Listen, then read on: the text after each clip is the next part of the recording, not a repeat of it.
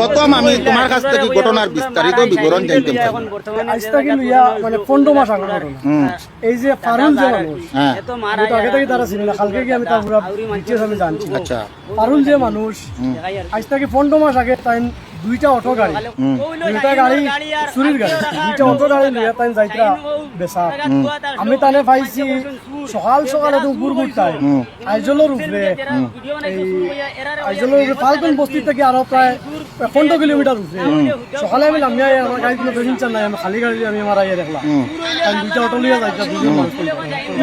ফাল্গুন বস্তি তাওয়ার বাদে বাঙালি 4-5 জন মানুষে আমার সিগনাল দিয়েছিল, সিগনাল দিয়ে আমার ওই ভাই ওবাদি কোনো দুইটা অটো গাড়ি যাইতে আসামর গাড়ি নাম্বার আসামর গাড়ি সিগনালে দেখতে যে আসামর অটো গাড়িটা সামনের সিট থাকে জিরামর গাড়ি সামনের সিট থাকে সিঙ্গেল পরবর্তী দুইটা গাড়ি দেখছে কেমন লাগে বলে 15 কিলোমিটার দূরে পাই পরবর্তী কাম করব গাড়ি গাড়ি আমরা রিয়াদ আসলো গাড়ি ঘটনা 15 মাস আগে। 15 মাস আগে। আচ্ছা দেখো তো কি ফোন আইছিল না, গাড়ি শুরু হইছে গাড়িটা নিলাম।